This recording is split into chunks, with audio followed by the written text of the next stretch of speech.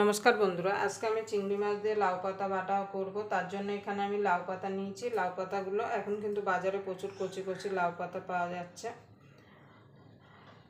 এবার আমি লাউ পাতাগুলোকে পরিষ্কার করে বেছে আর সরু সরু করে কেটে নেব। যত কচি পাতা নেবেন তত কিন্তু বাটাটা ভালো হবে।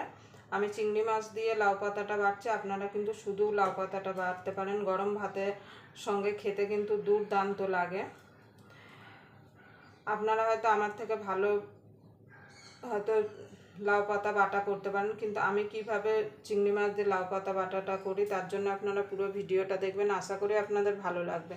যদি ভিডিওটা দেখে আপনাদের ভালো লাগে তাহলে অবশ্যই একটা লাইক করবেন, শেয়ার করবেন, চ্যানেলটা সাবস্ক্রাইব করে নেবেন আর পাশের বেল আইকনটি অবশ্যই বাজিয়ে দেবেন আমি যখন কোনো নিত্য নতুন রেসিপি আপলোড করব সবার আগে পাওয়ার জন্য। তাই চলুন আমি লাউ পাতাগুলো পরিষ্কার করে বেছে আর ধুয়ে কেটে নিয়ে আসি। দেখুন বন্ধুরা, লাউ পাতাটা পরিষ্কার করে বেছে ধুয়ে নিয়ে চলে এসেছি। আর এখানে সিদ্ধ করার জন্য জল দিয়ে দিয়েছি। দিয়ে দেবো কাঁচা লঙ্কা। ঝালটা আপনারা যে যেমন খেতে পছন্দ করেন সেরকম দেবেন। দিয়ে দেবো স্বাদ মতো নুন। এবার আমি এটাকে ঢাকা দিয়ে ভাপিয়ে নেব। খুব বেশি ভাপানোর দরকার নেই, মিনিট 5 ভাপিয়ে নিলেই হবে, কেন লাউ পাতা কিন্তু প্রচণ্ড নরম। দেখুন বন্ধুরা, লাউ পাতাটা সিদ্ধ হয়ে গেছে। এবার আমি জল থেকে লাউ পাতাটা ছেঁকে নেব। দেখুন বন্ধুরা, লাউ পাতাগুলো জল থেকে তুলে নিয়েছি, ঠান্ডা হয়ে গেছে। ভালো করে চিপড়ে নিয়েছি। চিপড়ে নিতে হবে, কিন্তু জল সমেত রাখলে কিন্তু হবে না। এবার আমি রান্নায় চলে যাব। তার জন্য একটা কড়াই বসিয়ে দেবো।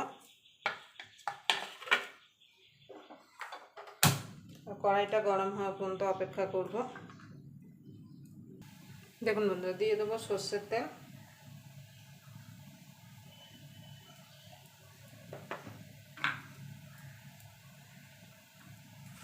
সর্ষের তেলটা গরম হলে এখানে চিংড়ি মাছ আমি নুন হলুদ দিয়ে নুন হলুদ মাখিয়ে রেখেছি, সেটাকে ভেজে নেব। দেখুন বন্ধুরা, তেলটা গরম হয়ে গেছে।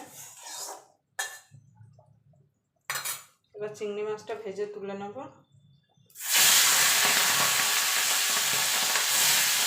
খুব কড়া করে ভাজবো না, হালকা করে ভেজে নেব।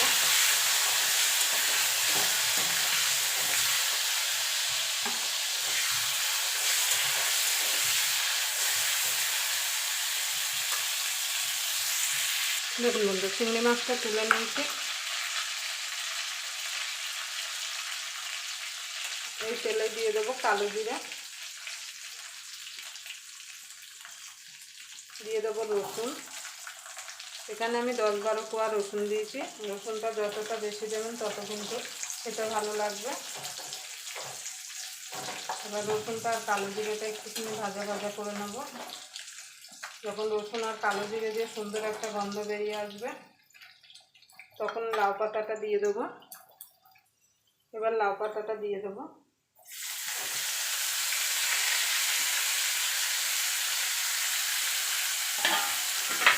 এবার মিনিট খানেক একটুখানি লাউ পাতাটা নাড়াচাড়া করে নেব।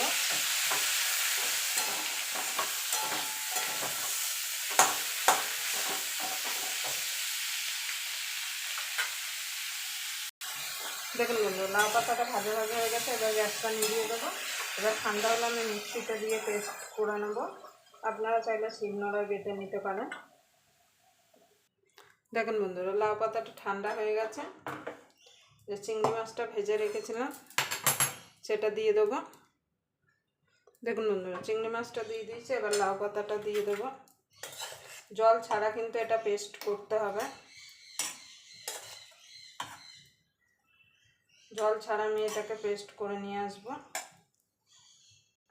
দেখুন বন্ধুরা, বাটা হয়ে গেছে সুন্দরভাবে, একদম স্মুথভাবে বেটে নিয়েছি। আপনারা চাইলে শিলনোড়ায়ও বেটে নিতে পারেন।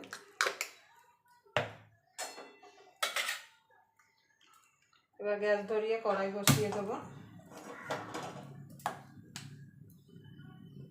কড়াইতে দিয়ে দেবো সামান্য একটুখানি সর্ষের তেল।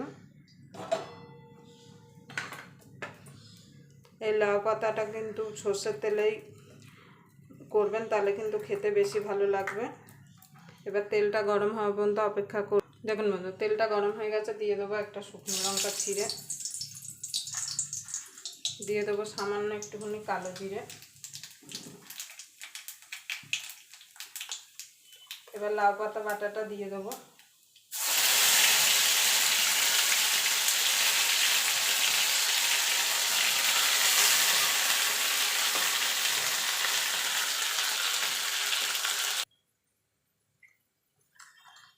দেখুন বন্ধুরা, দিয়ে দেবো আর একটু নুন,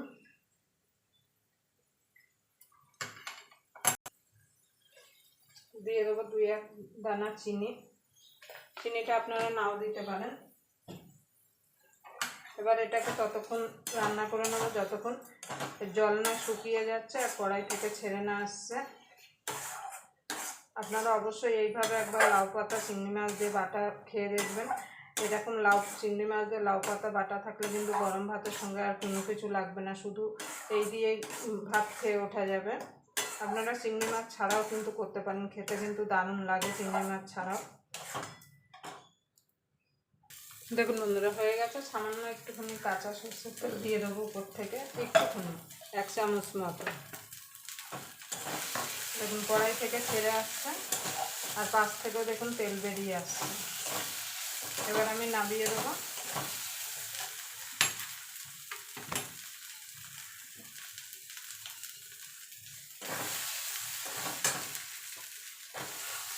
আবার আপনাদের সঙ্গে কোনো নতুন রেসিপি নিয়ে দেখা হবে। ততক্ষণ পর্যন্ত আপনারা ভালো থাকবেন, সুস্থ থাকবেন।